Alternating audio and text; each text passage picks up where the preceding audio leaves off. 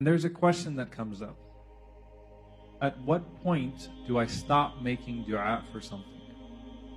At what point do I stop praying for something? See, meaning, I'm not praying for something wrong, or I don't think I am. I asked Allah for something that I thought was good. At what point do I take a hint from the divine and say, you know what? Maybe I should not keep on making dua for the same thing over and over and over again. So that topic came up, and I wanted to cover some of the foundations of that discussion on delayed ijabah, delayed answer to dua, and of course eventually fade into that question as a whole. So let's lay the foundations to how we answer that question in the very first place. Number one, no is an answer. Alright? So you can't say Allah didn't answer me if Allah answered no. Alright? No is also an answer. So Allah says, call upon me and I will answer you. وَإِذَا سَأَلَكَ عِبَادِي عَنِّي فَإِنِّي قَرِيبٌ أُجِيبُ دَعْوَةَ الدَّاعِ إِذَا دَعَانِ فَلْيَسْتَجِيبُوا لِي وَلْيُؤْمِنُوا بِي لَعَلَّهُمْ يَرْشُدُونَ. So the answer is no. That's also an answer. Alright? So we have sometimes what we take as no answer is actually the answer of no. And that's a very big problem when you're talking about how you approach dua as a whole. So that's the very first thing. Number two, Allah lays the condition that if you want Allah subhanahu wa ta'ala to answer you, then make sure you answer Him as well. Your relationship with God can't be transactional. I'm going to say that again. Your relationship with God can't be transactional. It can't be that I want something done, so let me go ahead and call upon Allah subhanahu wa ta'ala. Okay? Your relationship with Allah subhanahu wa ta'ala has to be more than that. Okay? More than that. Alright. The next thing in that regard, there are things that inherently prevent a dua from being answered. And that would be sins, right? There are ways in which sins can prevent a dua from being answered altogether. And then the last foundation really plays or really fades into this larger discussion of the delay, that we as human beings are very hasty. And hastiness is a relative term. What that means is that what's considered slow and what's considered fast depends on the pace that is determined in accordance with a particular people's context. Meaning what? How many of you remember dial-up internet? You guys remember dial-up internet? Some of you don't. You're showing your age. All right. Dial-up internet. Remember AOL 1.0, 2.0, 3.0, 4.0? The funny sound started getting a little less funny. It started logging on a little bit quicker. We used to switch between Earthlink and all those different types of things and try to figure out dial-up internet. That was fast, or what we would have considered fast has changed, right? What we would have considered fast is changed.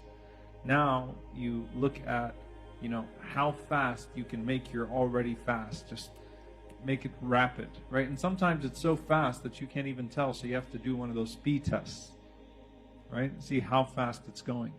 So pace changes. And our overall lack of attention span also plays into our expectation of Allah subhanahu wa ta'ala in dua, by the way. خُلِقَ الْإِنسَانُ مِنْ عَجَبٍ.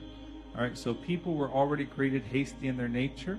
And if you could define the 21st century, you could define it by many themes, but one of the things you could define it by is definitely haste. That we are a more hasty portion of humanity than possibly any other group of humanity that's ever existed by virtue of what's available to us. Right? We are hastier now because we can get things done quicker now than ever before.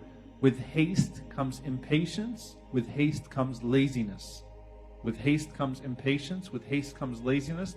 Both of which are detrimental to spirituality. Right?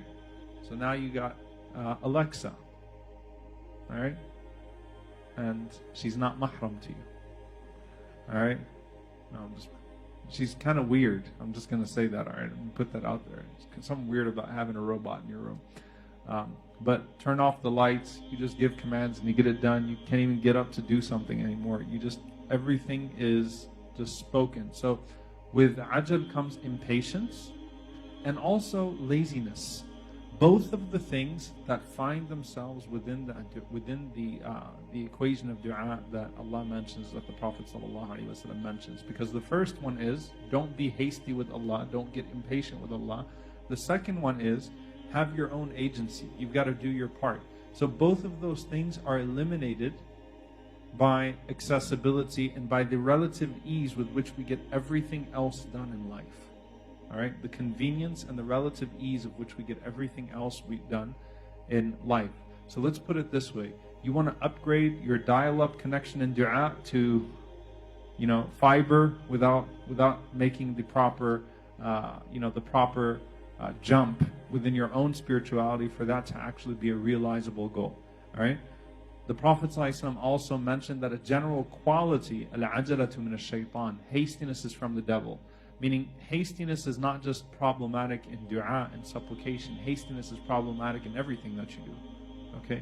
Hastiness means you ignore details, important details, even if you're doing something that's, not necessarily bad, that's good in its nature. Hastiness means that you get frustrated very easily, right?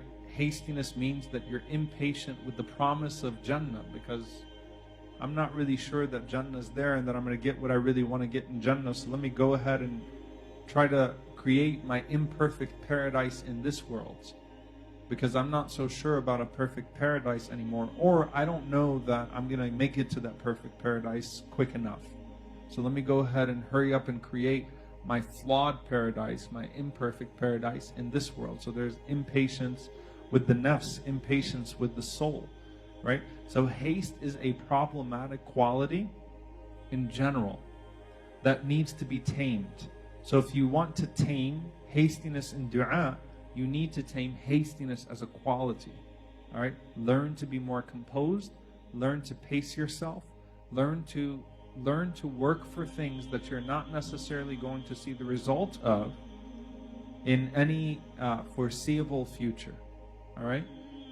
Learn to work for things, learn to nourish seeds that will give their fruit later on in life.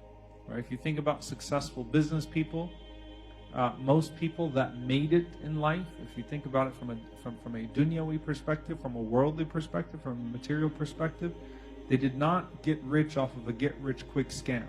Some people did. Some people just struck gold. Something happened and they just got really, really lucky, quote unquote lucky, right? Allah subhanahu wa ta'ala tested them. They came across something and something happened to where they struck gold and it just happened. Most people worked really, really, really hard, but you can't package that in an infomercial. All right, just hard work and grinding and doing what you have to do to succeed, right? Because that's not attractive, right? That's not what that doesn't come in a can. It doesn't come packaged. It doesn't come with a nice ad. That's just hard work, and most people are not willing to put in the hard work for success to be realized from a worldly perspective.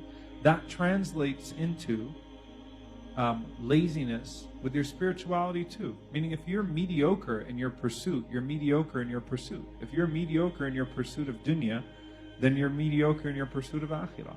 If you don't have ihsan, that's what the khatira was about today, right? The talk was about today. If you don't have ihsan, excellence in one thing, you're not going to have ihsan in anything. You have to develop a quality of ihsan, a quality of pursuit, a quality of perfection, a quality of attention to detail.